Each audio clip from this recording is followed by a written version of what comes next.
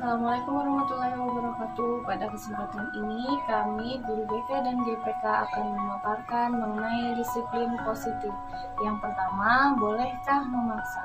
Bapak Ibu guru, mungkin kita pernah melakukan memaksa terhadap peserta didik. Apakah dipaksa dulu nanti akan terbiasa?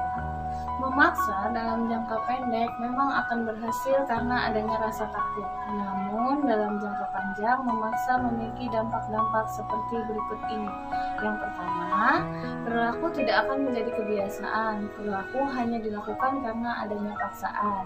Yang kedua, akan hilang ketertarikan dan muncul antipati terhadap kegiatan yang dipaksakan.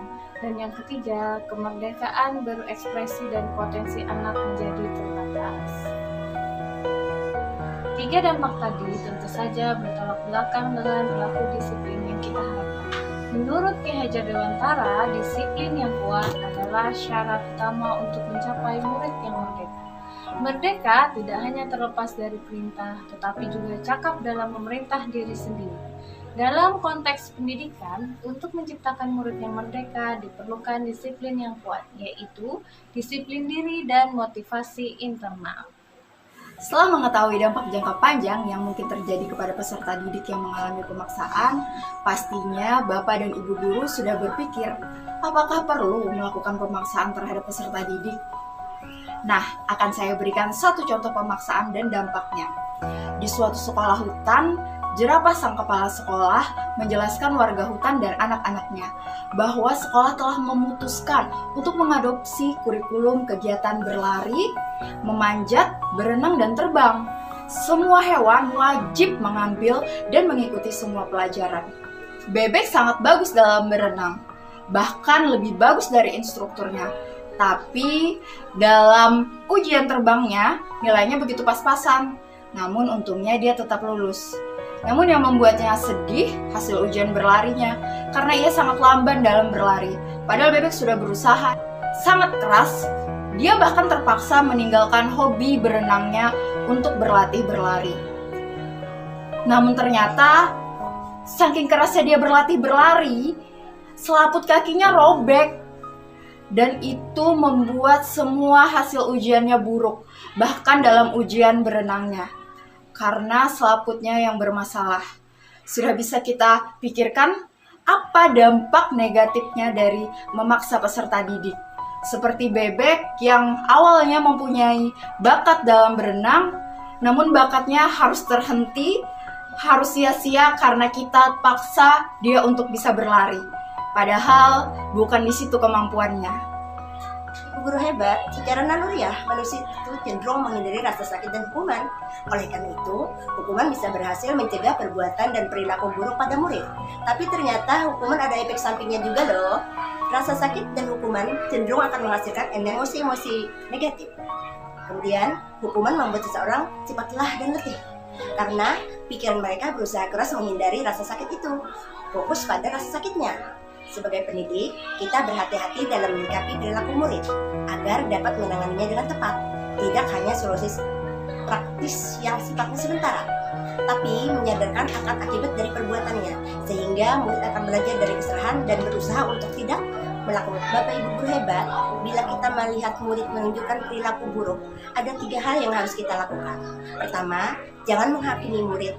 Ajak bicara terlebih dahulu dari hati ke hati. Kedua, pilih pendengar yang baik untuk mereka. Jangan menyela saat murid berbicara, dengarkan saja. Ketiga, bimbing murid untuk memahami konsekuensi apa yang mereka dapatkan atas perilakunya. Murid akan sadar dengan sendirinya, tapi tanpa ia perlu mendapatkan hukuman dan rasa sakit. Bapak Ibu guru hebat, mari kita merefleksikan. Apakah kita sudah menyikapi perilaku murid dengan tepat? Apakah kita memahami perilaku yang ditunjukkannya? Lalu, apa yang bisa kita lakukan agar dapat mengidentifikasi perilaku murid yang ditunjukkan olehnya?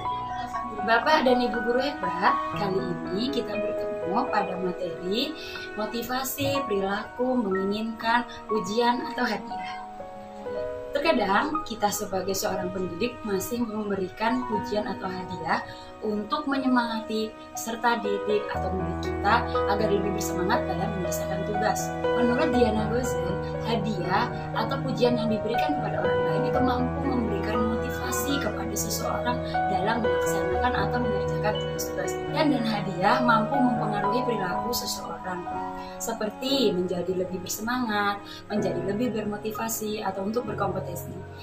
Akan tetapi sebenarnya pujian dan hadiah itu lebih dekat dengan rasa kecewa. Hal ini lebih dekat dengan rasa kecewa karena ketika seseorang sudah melaksanakan tugasnya tetapi pujian dan hadiah yang diberikan tidak sesuai dengan yang diharapkan, maka lalu itu akan menimbulkan rasa kecewa, marah, dan lain sebagainya. Karena hadiah dan pujian adalah motivasi eksternal datang dari luar diri seorang siswa. Mungkin sebenarnya dalam satu kelas itu ada aja siswa yang memiliki motivasi internal dalam dirinya. Namun apa yang terjadi jika motivasi internal itu terganggu oleh motivasi eksternal? Lalu bagaimana cara memotivasi siswa atau murid kita tanpa hadiah atau pujian? Kita perlu membedakan antara hadiah, pujian, dan apresiasi.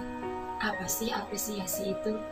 Apresiasi itu adalah sesuatu yang diberikan setelah semua pembelajaran selesai. Siswa melakukan sesuatu itu tidak mengharapkan hadiah semata atau sesuatu yang dijanjikan.